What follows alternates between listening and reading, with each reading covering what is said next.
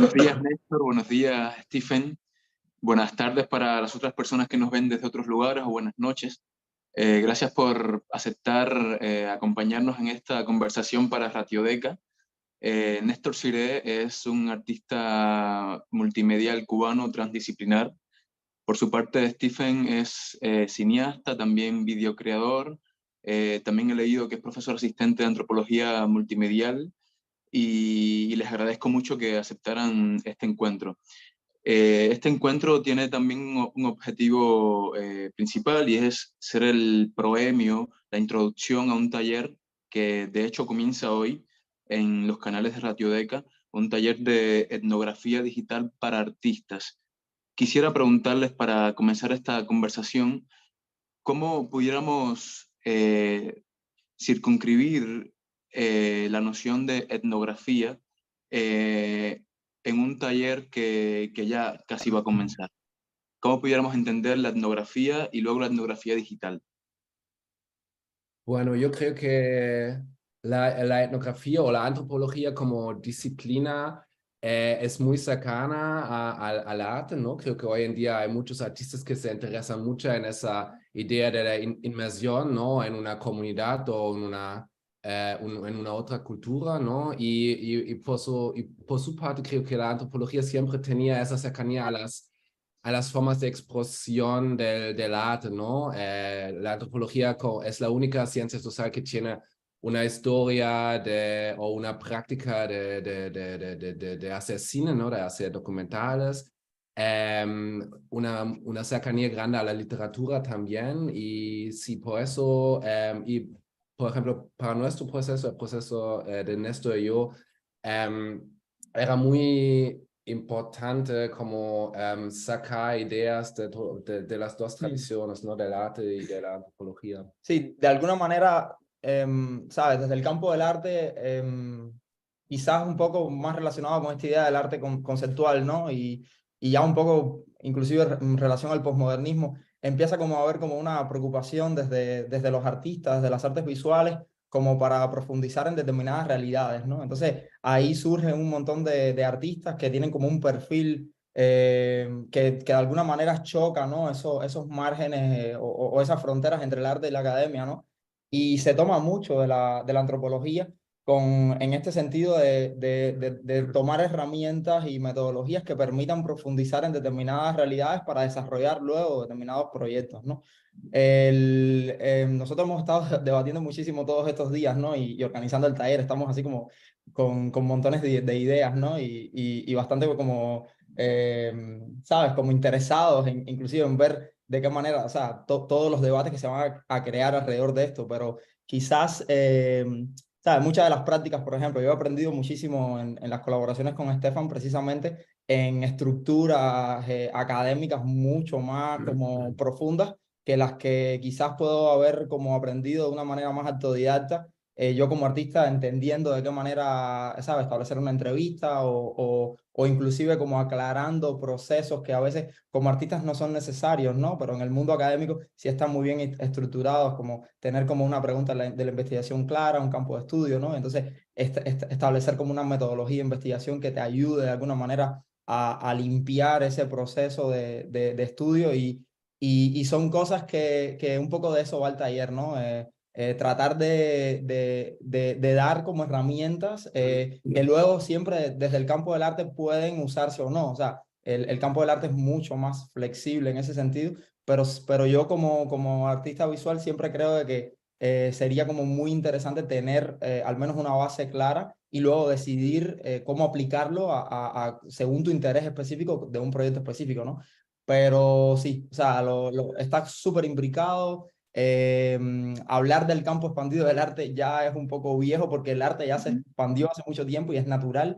Entonces existen como montones de ejemplos que vamos a estar utilizando en el taller sobre artistas de muy alto nivel que utilizan esas herramientas para desarrollar proyectos y nosotros en cada uno de los proyectos que hemos hecho en colaboración en los últimos 3 años hemos utilizado todos esos procesos, ¿no? Sí, creo que lo que reúne como los artistas y los académicos hoy en día es que los dos quieren como entender o comentar a procesos sociales, ¿no? Y ese proceso o esa herramienta de etnografía es una herramienta de hacer eso, ¿no? De entender mejor los procesos, las dinámicas sociales en comunidades o en una sociedad como tal. Sí.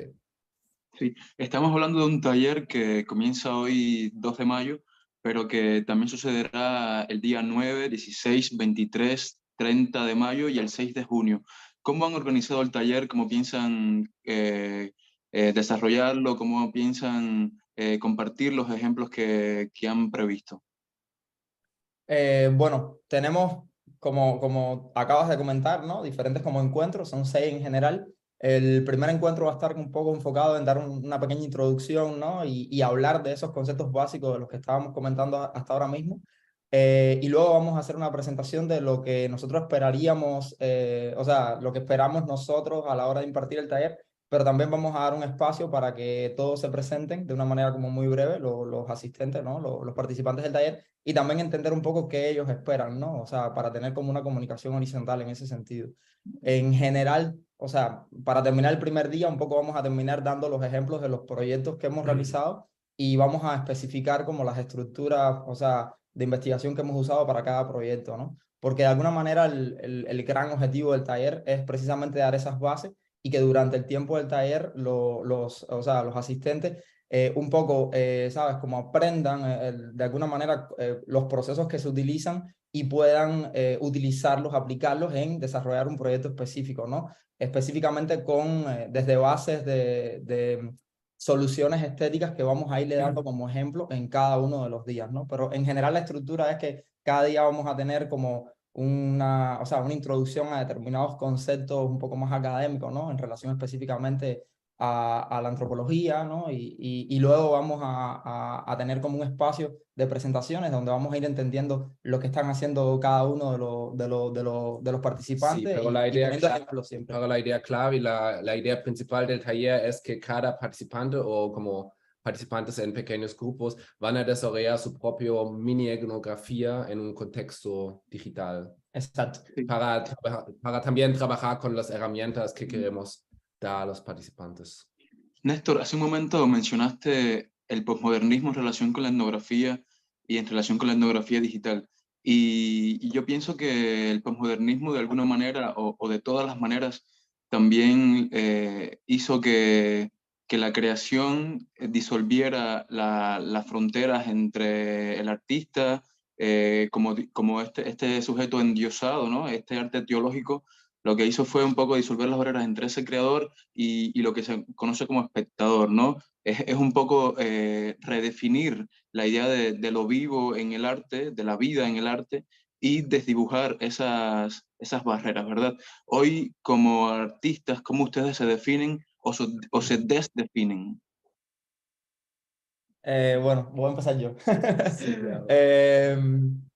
Ha sido muy interesante porque, o sea, para comentar un poco sobre esa pregunta, tenemos que entender de que precisamente, bueno, yo vengo de un contexto que es el contexto del arte cubano, ¿no? Y me represento como artista cubano, o sea, no tengo ningún tipo de problema con tener una conexión directa con el contexto cubano, porque de hecho el gran por ciento de mis trabajos parten desde la idea de un estudio como hacia adentro de cómo la tecnología cambia las sociedades, la idea de lo alternativo, y siempre he tenido como un enfoque, ¿no? En entender un poco como la realidad cubana y desarrollar proyectos en relación con eso, quizás un campo un poquito más abierto a esa realidad latinoamericana, ¿no?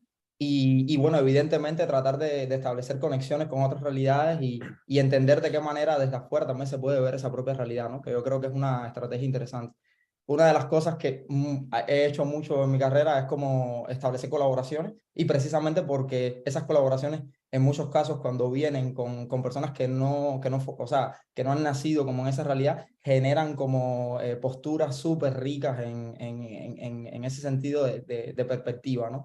Entonces, con respecto al arte cubano es muy interesante porque existen como muchos espacios vacíos con respecto a esa presencia de la antropología, ¿no? En Cuba, en el contexto cubano, y muchos temas han sido sobre todo, o sea, muchos espacios vacíos que han quedado han sido ocupados por artistas que han hablado sobre esos temas. En muchos casos inclusive hay montones de limitaciones sobre el tipo de tesis que un estudiante universitario, qué tipo de tema puede utilizar por cuestiones políticas, ideológicas. Y creo que el arte en Cuba, ¿no? Y los artistas han ocupado como ese espacio precisamente por esas situaciones, ¿no? Entonces, en ese sentido creo que quizás, o sea, entendiendo un poco como tu pregunta, quizás precisamente por tener como esa experiencia, para mí ha sido un poco más como natural y para una gran generación de artistas, o sea, digamos como quizás partiendo un poco de la experiencia de Tania con la cátedra de conducta, que hablaba muchísimo sobre ese rol del artista como activador social de conocimientos, como ese artista que desarrolla como un proyecto y trata de generar un cambio como en esa realidad. Y ya a partir de ese punto yo no estaba en La Habana, yo soy de Camagüey, o sea, nunca viví esa experiencia de la cátedra, pero sí tenemos como esa referencia, no sé, o sea, todos los proyectos organizados por DEEP, o sea, todos estos colectivos que surgieron en Cuba, yo creo que generaron las bases para entender desde el propio Instituto Superior de Arte que el artista podía hacer eso también de una manera muy natural, ¿no? Entonces, un poco desde la experiencia de artista cubano, yo creo que de ahí viene el por qué para mí no había ya fronteras ya cuando empiezo a pensar, ¿no? Yo creo que siendo como un artista muy joven, desde Camagüey empecé a desarrollar proyectos de intervenciones públicas, estuve estudiando mucho como Guy Debord, la internacional sensacionalista, con toda esta filosofía francesa. Creo que, ¿sabes? Como hay mucha presencia de eso, o sea, no soy el único artista que de alguna manera chocó con esas cosas de preocuparse más por lo que el espectador sentía de la obra que quizás por el objeto en sí mismo, ¿no? Y eso al final yo creo que fue como mi frontera hacia preocuparme entonces más allá por la vida de ese público y entonces un paso más allá esas situaciones sociales, ¿no? Como artista. Y luego para mí siempre ha sido súper importante esa idea de sujeto investigado, ¿no? O sea, de ser parte de esas comunidades a las que me interesa desarrollar proyectos y casi como autoentender mi propia experiencia. Muchos de mis proyectos tienen una conexión directa con mi familia, con realidades que me son directas, ¿no? Y me utilizo yo mismo como me autoentrevisto, autoinvestigo, ¿no? Para esos procesos que quizás no son estrategias tan claras como para un mundo académico, pero que dentro del mundo del arte funcionan perfectas. Y yo creo que como artista esa fue como mi acercamiento, ¿no? He tenido como mucha, o sea, he como descubierto mucho de que tenía como estrategias muy cercanas a las ciencias sociales, trabajando con Estefan, entendiendo de que siempre he utilizado entrevistas y cosas como esa, ¿no? Entonces, esa colaboración también me ha permitido entender mucho más de ese proceso y también limpiar un poco, desde mi perspectiva, mi proceso para establecer como procesos de investigación, ¿no? Sí, y creo que has mencionado el postmodernismo en la relación con el arte, ¿no? Pero creo que el postmodernismo también tenía un impacto grandísimo en la antropología, ¿no? Porque en ese tiempo, en los 80s,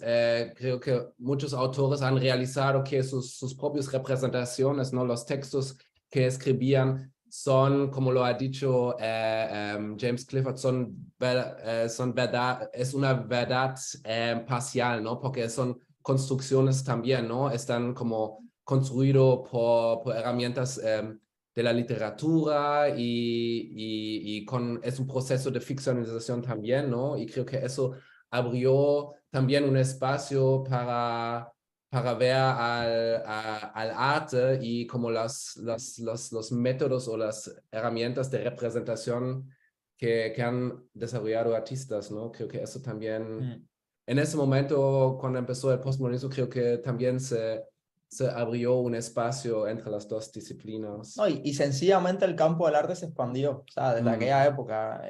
Es natural hoy en día, o sea, creo que debatir como demasiado, ¿no? Hoy en día sobre hasta dónde puede entenderse como una obra, que algo es una obra de arte, ¿no? Hoy en día es como súper complicado porque literalmente, ¿sabes? Hemos brincado de tener como una idea de las artes visuales, ¿no? En relación al objeto, a una representación estética determinada, a sencillamente entender como artes visuales a cualquier representación, inclusive con ausencia de objeto, con ausencia de imagen, o sea, arte sonoro, intervenciones directamente en comunidades, o sea, que tienen que ver con emociones en procesos o sea, entender una obra de arte como una emoción y verlo como válido y súper natural hoy en día, ¿no? Entonces, en ese sentido, o sea, estas relaciones con lo académico, inclusive hoy en día lo pudiéramos entender como algo ya asentado, ¿no? Ni tan siquiera Claro. como algo demasiado contemporáneo, demasiado experimental, ¿no? Estoy pensando que en Cuba no existe la antropología como carrera universitaria. Sí, No. sí existe un Instituto Cubano de Antropología, pero el poder por muchos años ha querido no comenzar una carrera universitaria de antropología, porque la antropología Bueno, precisamente escarba en una tristeza ciudadana, ¿no? Y por eso se le teme mucho la antropología desde estos poderes totalitarios muchas veces, ¿no?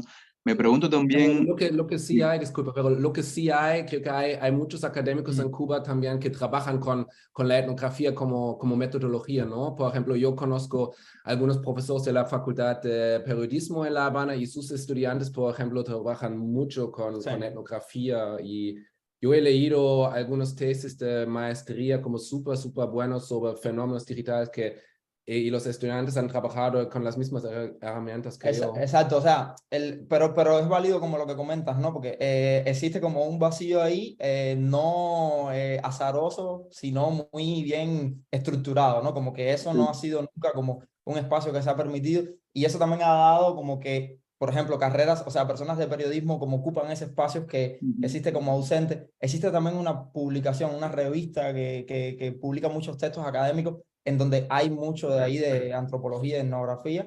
La revista del Instituto Cubano de Antropología, sí. Exactamente, que yo la he tenido como siempre bajo el hombro, ¿no? Porque se encuentran como muchísimos textos como muy interesantes de procesos de investigación ahí, de temas inclusive como que rozan lo que pudiera ser aceptado como correcto en Cuba, ¿no? Y es lo que pasa, ¿no? En el contexto específico cubano, eso es una situación que hay y existen como otros espacios. También hay muchos académicos que vienen a Cuba a desarrollar proyectos en colaboración con el Instituto Juan Marinero, o sea, y espacios. Entonces, decir que existe como una ausencia total del concepto o de la presencia de ese tipo de estudios en Cuba no sería totalmente real, pero sí existe al mismo tiempo una censura, ¿no? Y una estructuración en donde deja fuera de manera oficial ese espacio que sería interesantísimo tenerlo en la universidad, o sea, con su cátedra y con todo bien organizado, la verdad.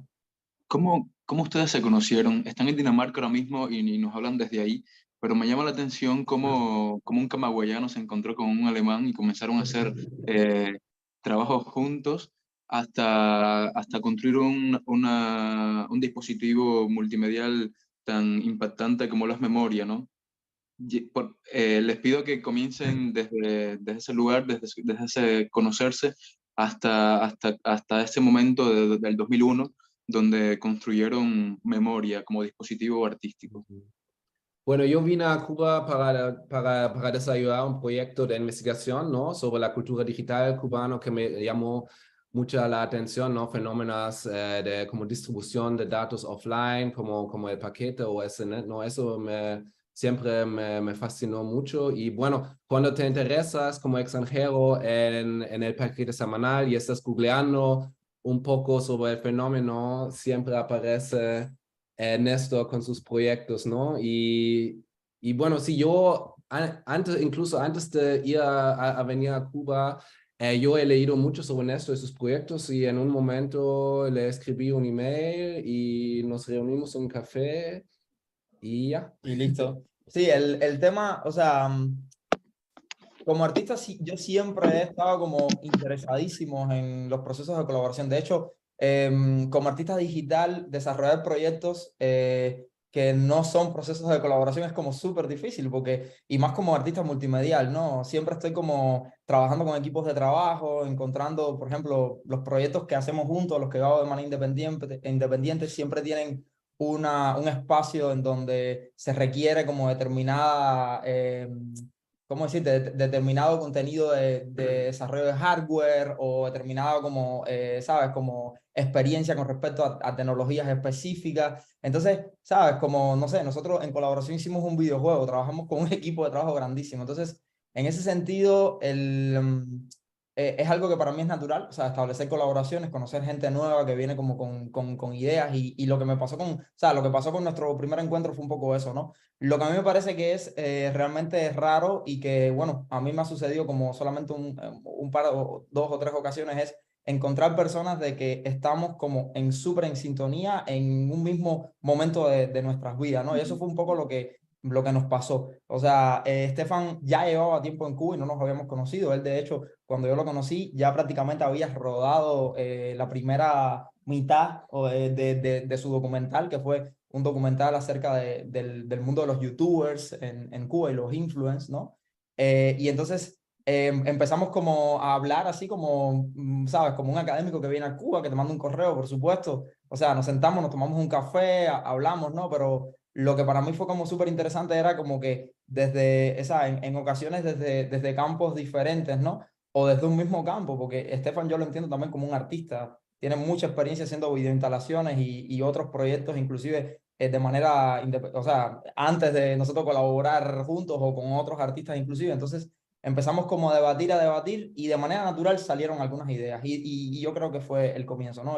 Yo creo que para establecer como estos primeros pasos para un proyecto de colaboración, lo que tiene que suceder un poco es eso, ¿no? Como que hay como un primer encuentro y de manera natural, sin forzar las cosas, salen como algunas ideas que vale la pena desarrollar y fue lo que nos sucedió. El primer proyecto que hicimos juntos, de hecho, fue una invitación que yo le hice a hacer una presentación en Sección Arte, que es este espacio que yo tengo en el fenómeno del paquete semanal desde el 2015, que es básicamente una carpeta donde invito a artistas o personas creativas de cualquier parte del mundo o cubanos a desarrollar proyectos específicos con esa noción de proyectos presentados en una carpeta completamente offline, desconectada de internet, con archivos, ¿no? O sea, utilizar esa estructura para presentar proyectos de arte. Y entonces, bueno, eso sucedió en el medio de la pandemia y fue interesantísimo porque la presentación de Stefan fue básicamente una colección de películas de pandemia que de alguna manera prevían ese futuro catastrófico que estamos viviendo en ese tiempo y una serie de videojuegos también, ¿no? Entonces, ahí un poco comenzó todo, por llamarlo de alguna manera, pero desde mi parte, para mí también era súper interesante tener la oportunidad ¿sabes? De aprender un poco en esta colaboración sobre cómo funciona un poco el mundo académico, ¿no? Entonces, eso es algo que fue como una de las premisas que tuvimos, ¿no? De que vamos a tratar de desarrollar proyectos artísticos en colaboración, pero vamos a tratar también de hacer publicaciones académicas. Y bueno, hasta ahora han salido dos, hay otra más en camino y otro proceso más también. Y con respecto a proyectos artísticos, o sea, para llegar a memoria hay que pasar por varios. O sea, en el taller vamos a estar hablando con muchísimo más detalles acerca de todos esos proyectos, pero hemos tenido 3 proyectos terminados que incluyen videoinstalaciones, un videojuego que estuvimos trabajando como por un par de años y memoria. Entonces, memoria. Cuando yo y Estefan empezamos como a hablar, ya memoria era una idea. O sea, ya él estaba trabajando. Desarrollaron muchísimo. Exacto, el proyecto básicamente tenía un guión casi completamente terminado.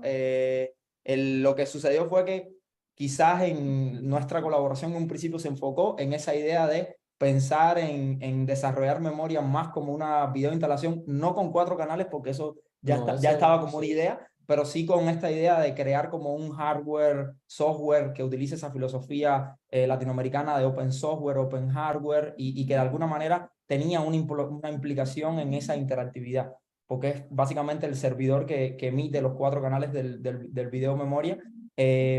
Por día va destruyendo la imagen, ¿no? O sea, venimos un poco con esa metáfora de que el material va muriendo durante la presentación y lo que sucede es básicamente que va perdiendo calidad por unos códigos que van como una especie de virus atacando el material. Pero bueno, voy a dejar que Estefan hable sobre el concepto del video en general.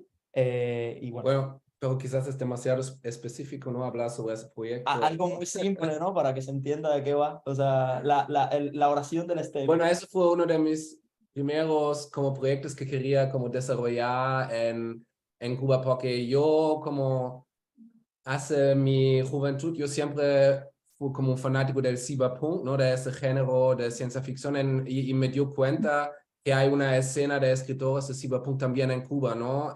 Y me reuní con Eric Mota y juntos tuvimos esa idea de usar un relato de cyberpunk de los 80s que se llama Johnny Mnemonic de William Gibson y trasladarlo al contexto cubano, ¿no? Porque esa historia habla de un mensajero que tiene un disco duro como implantado en su cabeza y es como un mensajero que como que manda datos de manera física, ¿no? Como datos que son pirateadas, que los dueños no quieren poner en el internet por cuestiones de seguridad.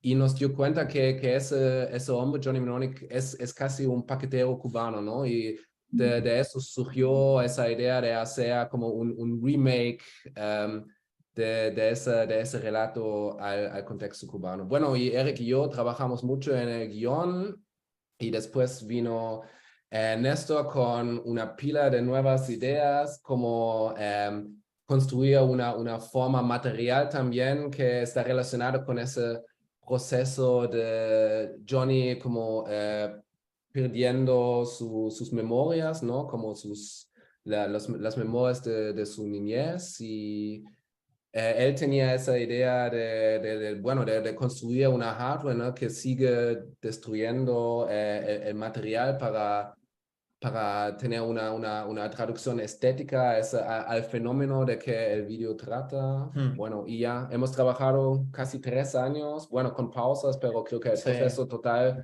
duró como No, 3 y años. Filmamos, rodamos en plena en pandemia. plena pandemia. O sea, literalmente el proceso de rodaje fue ¿sabes? Un proceso de rodaje muy como de cine independiente, o sea, eso quiere decir con un presupuesto pequeño, pero con todos los pasos que lleva. O sea, hicimos casting, trabajamos con actores profesionales, trabajamos con actores que eran literalmente, o sea, no actores, sino paqueteros, o sea, involucramos como miembros de esa comunidad y de ese fenómeno, ¿no? Del paquete.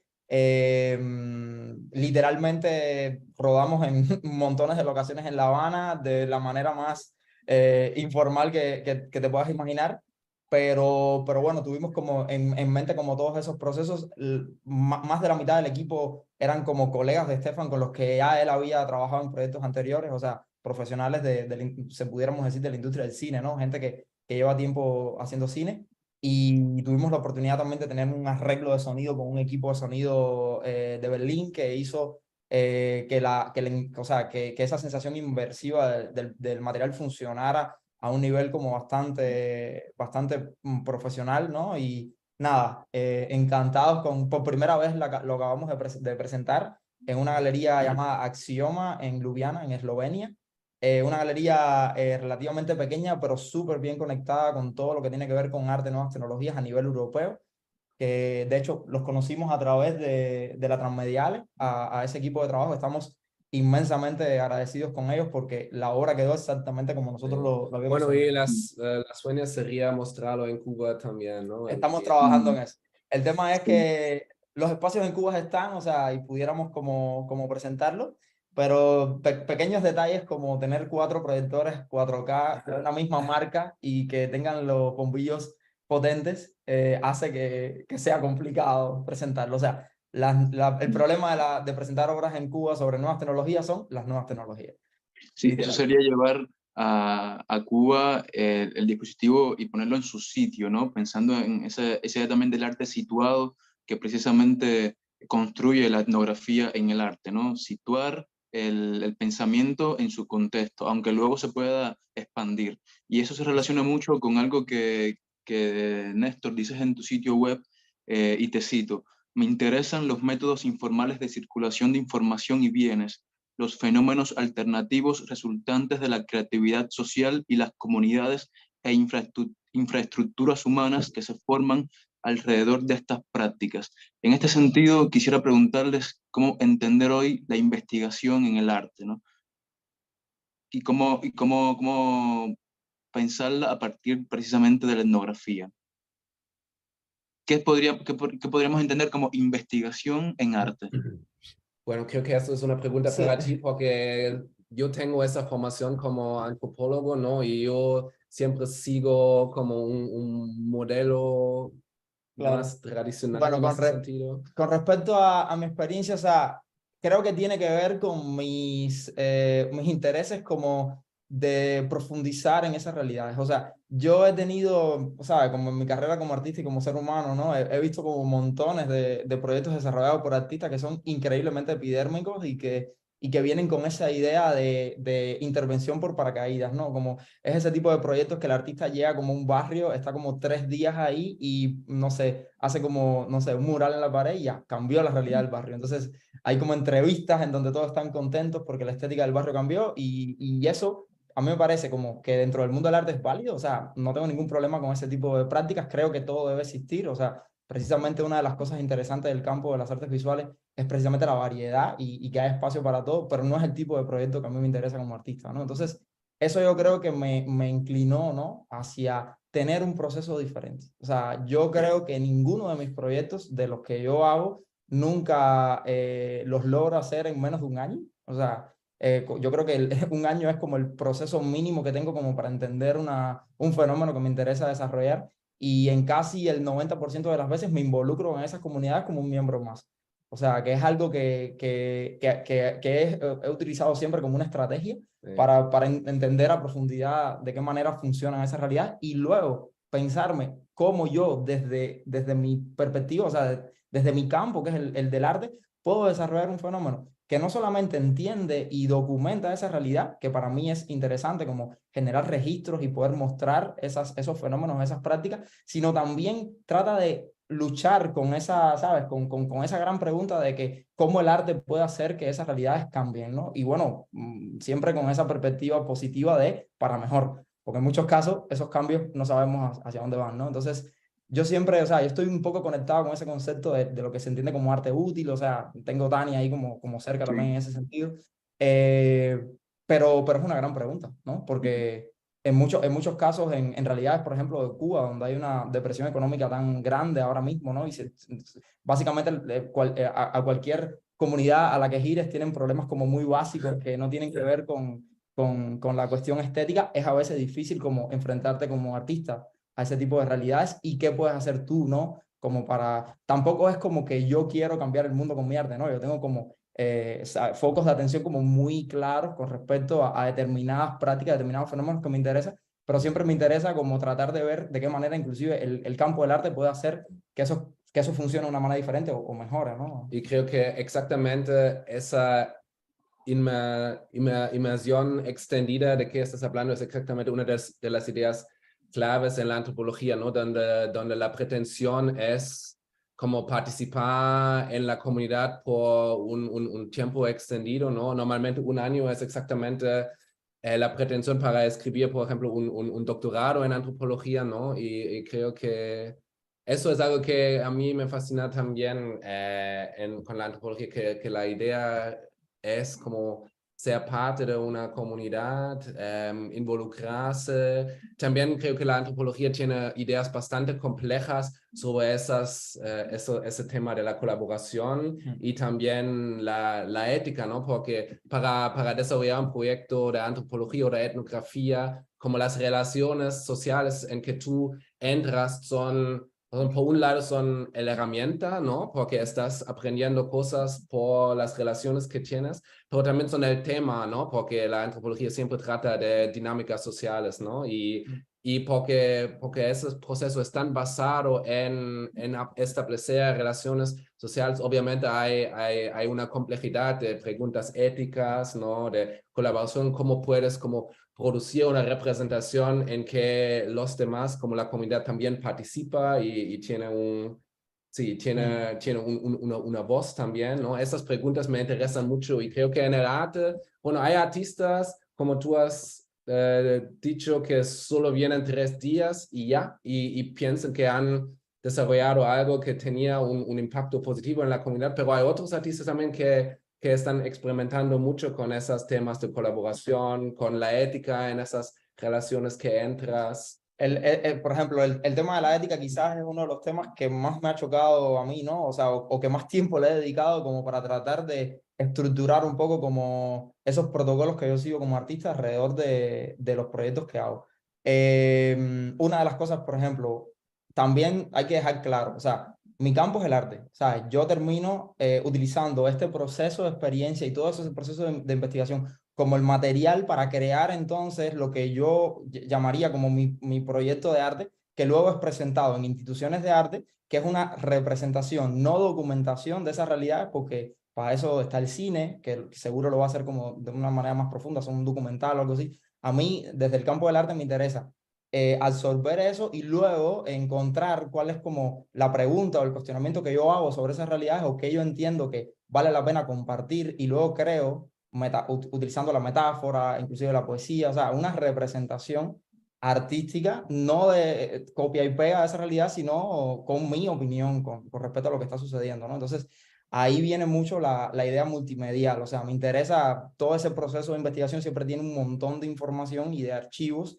que son fotografías, videos, sonidos, gráficas, estudios, entrevistas, entonces me interesa mucho como encontrar ese punto intermedio en donde se puede construir una obra de arte con esa información y a mí me interesa mucho también la experiencia, como te decía, desde el principio de mi carrera, eso es algo súper importante para mí a la hora en la que presento una obra en galería, me interesa mucho la experiencia del espectador y juego mucho con eso, por eso la interactividad. Entonces, pero, por ejemplo, uno de los dilemas conmigo es que o sea, cada proyecto que desarrollo en relación a una comunidad, yo como artista no puedo sencillamente coger todas esas fotos y luego venderlas en el mercado del arte, porque al final es una realidad que literalmente, o sea, yo veo por lo menos un montón de problemas éticos y morales con respecto a eso. Entonces, en ninguno de mis proyectos en relación específicamente a esos procesos de investigación se comercializan de ninguna manera.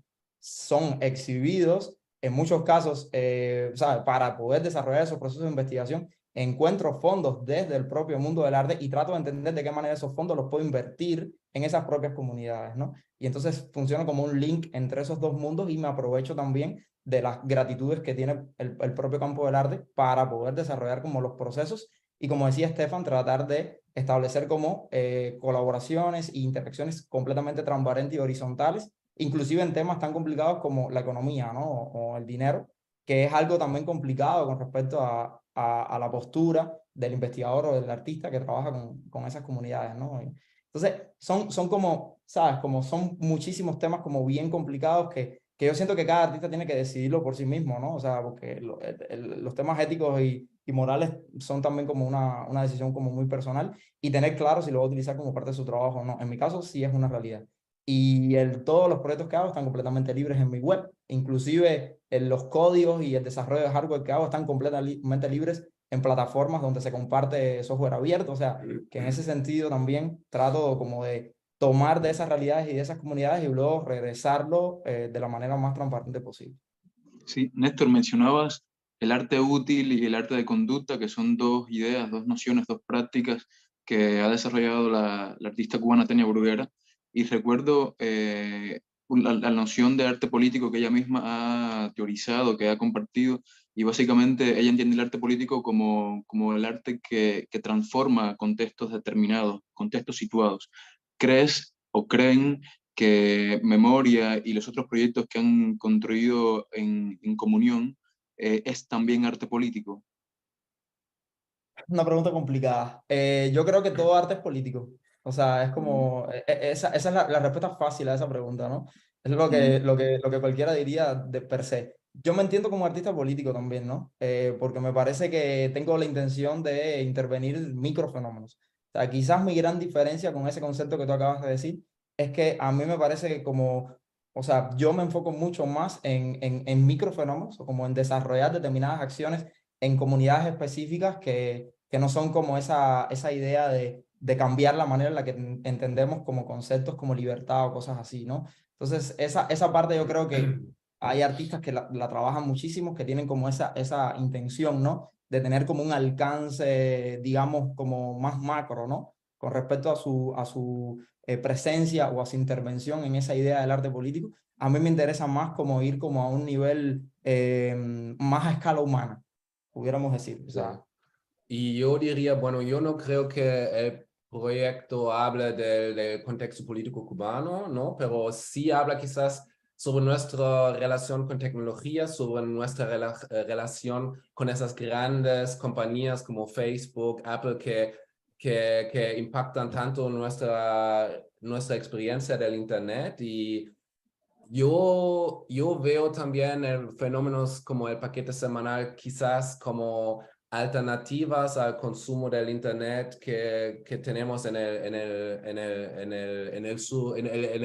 norte global, ¿no? Porque ahora tenemos un Internet que está basado en algoritmos que ya saben que queremos consumir y hemos perdido mucha de la libertad que teníamos como hace 20, 30 años cuando el Internet estaba mucho más abierta que hoy, ¿no? Hoy consumimos el Internet con nuestros teléfonos y muchas de las aplicaciones, como la aplicación de Facebook, Instagram, casi no nos permite como salir de esas plataformas, ¿no? Y por eso me interesan también como, creo que la antropología, la dimensión política de antropología quizás es que muestra que como comunidades o grupos de humanos siempre han organizado cosas de una manera diferente, ¿no? En ese sentido, la antropología como tal es como un gran archivo de alternativas a como contextos de poder en que vivimos, ¿no? Y creo que en ese sentido quizás fenómenos como el paquete o SNET pueden ser alternativas también. Sí, hay una noción que surgió en la pandemia, que es la noción de infodemia, una noción que surgió en espacios clínicos, básicamente de entender la información también como una epidemia contemporánea, y creo que también es una noción que transversaliza el trabajo que realizan ustedes todo el tiempo. Cómo ser disidente con respecto a la información y cómo ser crítico frente a ellas en el mundo contemporáneo. De hecho, por ejemplo, otro de los proyectos que estuvimos organizando, ¿no? En donde Stefan también estuvo súper involucrado fue Punto de Acceso. Punto de Acceso fue una especie de seminario abierto que hicimos a través de Telegram, un canal de Telegram, en donde invitamos a montones de especialistas y un poco el gran objetivo era conectar un poco el mundo académico, o sea, especialistas que tenían como una base de estudio sobre esos temas que estás hablando, como, ¿sabes? Como fake news, información, periodismo, temas de género, big data, o sea, temas que inclusive no eran tan populares en ese tiempo. Creo que en Cuba se empieza a hablar más ya de esas cosas, pero bueno, Punto de Acceso fue, no el primero, por supuesto, pero uno de los espacios en donde primero se debatió sobre eso, y la idea era como conectar, o sea, ese mundo académico con creadores de contenido, o sea, influencers, youtubers, instagramers, ¿sabes? Gente que todos cubanos y con algunos invitados extranjeros que de alguna manera compartían su experiencia con esa nueva ola de información que estaba viviendo el contexto cubano, que fue así. O sea, yo siempre digo que en Cuba brincamos de la caverna al Facebook, ¿no? O sea, así de un día para otro y se perdió mucho esa curva de aprendizaje que en otros contextos sí existió por tener experiencia de ver ese cambio paulatino del que comentaba Estefan. Nosotros literalmente brincamos al Facebook, ¿no? Y a entender muchos cubanos durante mucho tiempo, espero que ya no tanto, pero durante mucho tiempo entienden que Facebook es Internet, ¿no? O sea, y ahí esa lógica que Estefan comenta de la burbuja, ¿no? Es como muy peligrosa, porque al final estás como en plataformas en donde todo lo que ves es como igual a tu pensamiento, lo cual es como muy contradictorio, porque si tienes un pensamiento como súper radical, te parece que el mundo entero es como tú, ¿no? Y es ese concepto de burbuja, quiere decir que ese algoritmo va a tratar de mantenerte contento y va a darte lo que tú quieres ver, ¿no?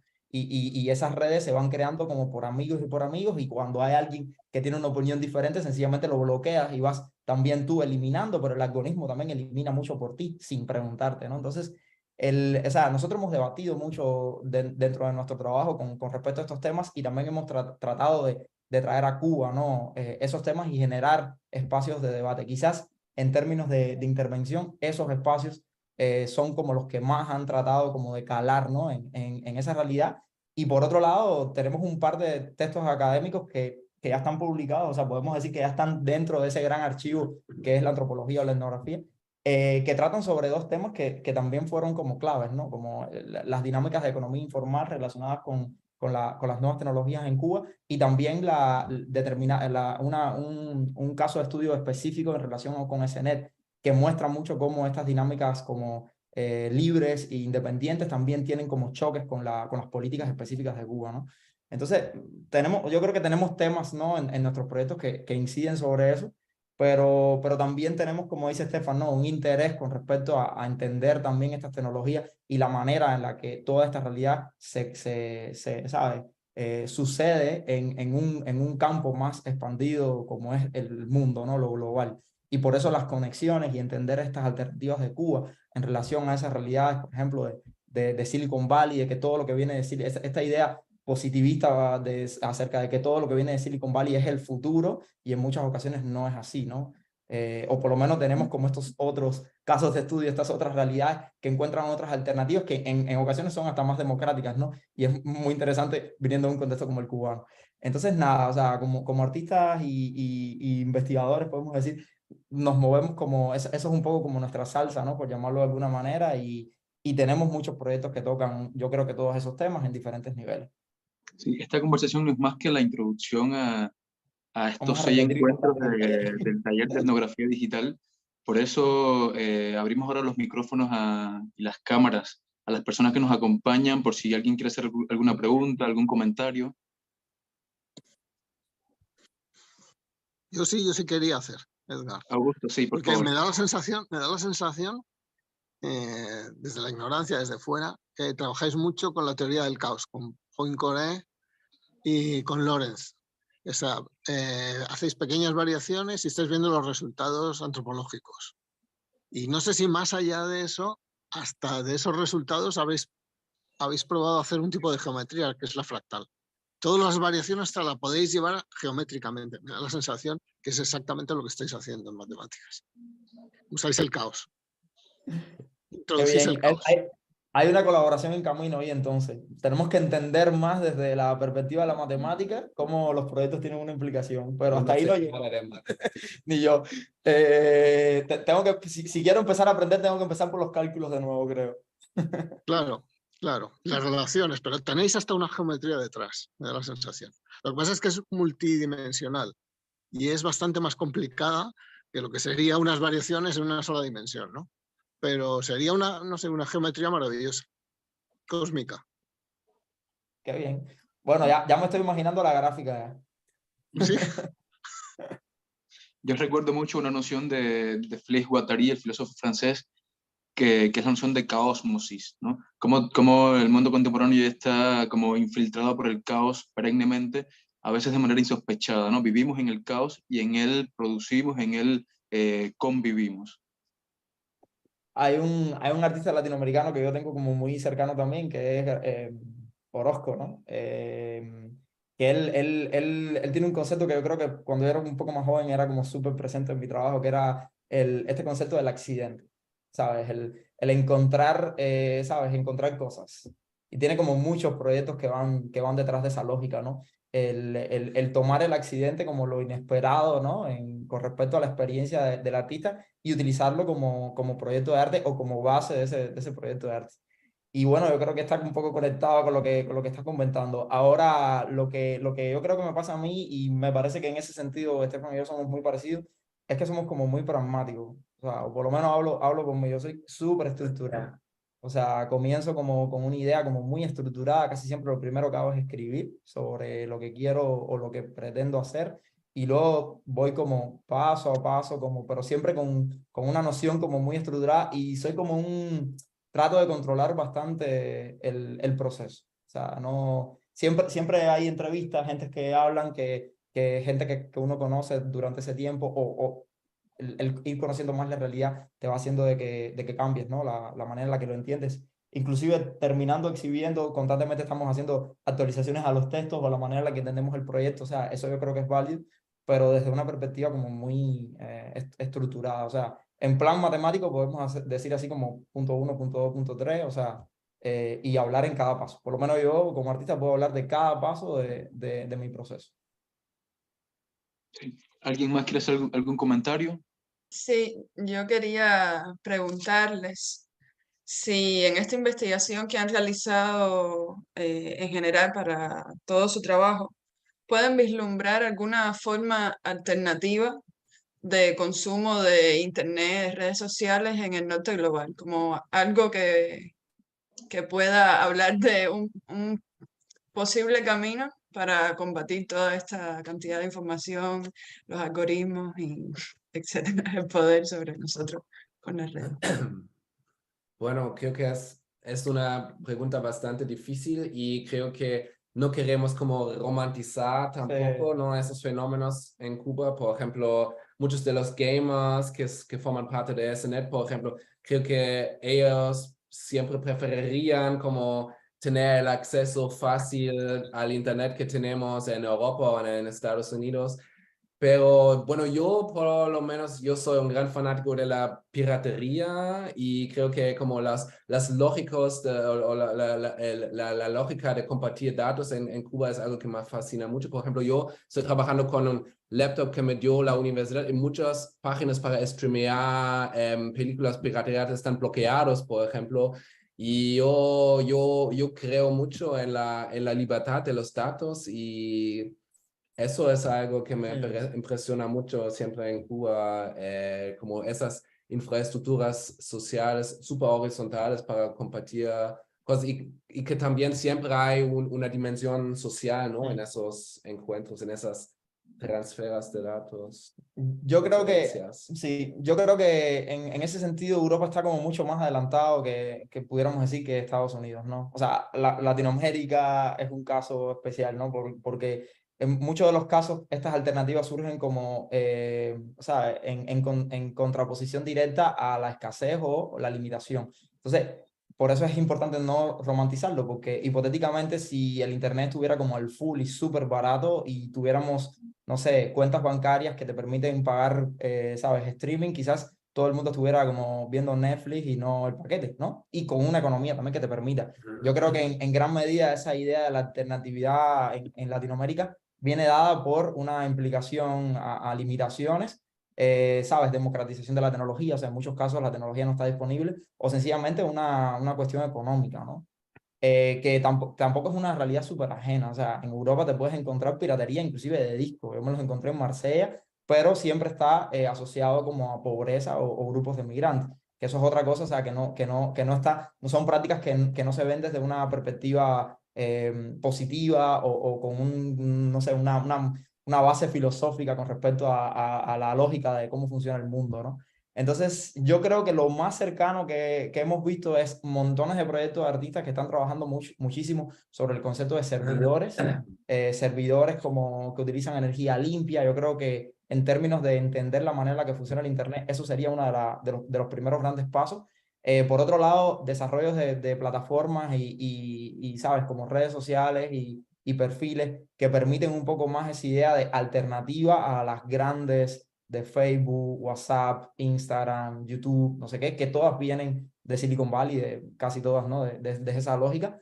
Y por otro lado también hay muchas comunidades de hackers que de hecho tienen sus propias redes offline. O sea, en Europa existen dos bien grandes, una en España de hecho, y de ahí viene un poco quizás esa idea de, pudiéramos decir, de soberanía digital, que es un concepto de que en Cuba inclusive se trató, históricamente se ha debatido eso desde lo institucional, ¿no? Sí. Esa lógica de tener como una independencia, pero en gran medida como respuesta a esa lógica del enemigo, ¿no? De no depender de esas tecnologías que vienen de allá.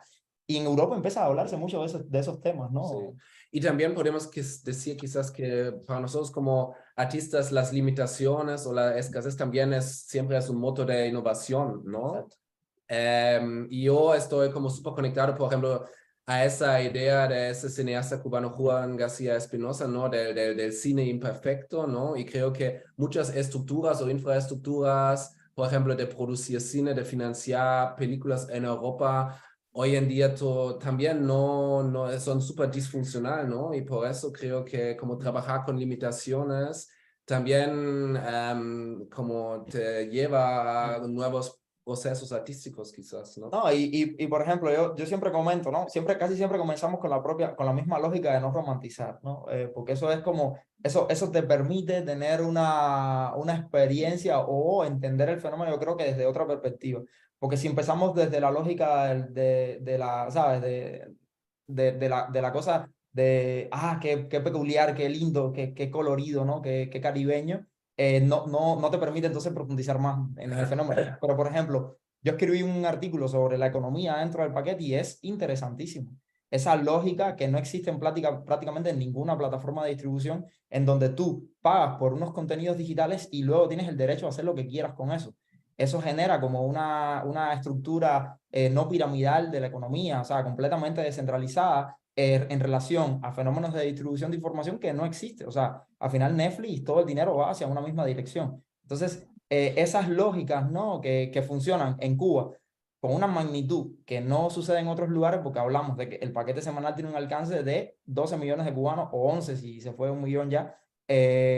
O sea, que es muchos seres humanos involucrados en una gran red que funciona diario, ¿sabes? Con un nivel de profesionalidad increíble, como nada. Yo siempre digo que lo único que funciona en Cuba realmente es el paquete, o sea, no falla, esa gente no fallan con eso, ¿no? Y entonces eso te puede dar como un campo de estudio interesantísimo con respecto a entender alternativas que existen en muchísimos lugares, pero con una idea más micro, ¿no? Un grupito de gente en este barrio o de una manera completamente desconectada, y que en Cuba funcionan o sea, con una magnitud increíble, un país entero y muy conectado y muy organizado, ¿no? ¿Tenemos otra pregunta entre las personas que nos escuchan? Y si no, pues quedamos atentos al taller que comienza hoy mismo y tendrá otros 5 encuentros. Gracias, Néstor, gracias, Estefan, por permitirnos conversar y nos vemos muy pronto esta misma tarde. Muchas Dale. gracias. Nos Chao. vemos. Gracias. Gracias. Chao. Chao. Gracias.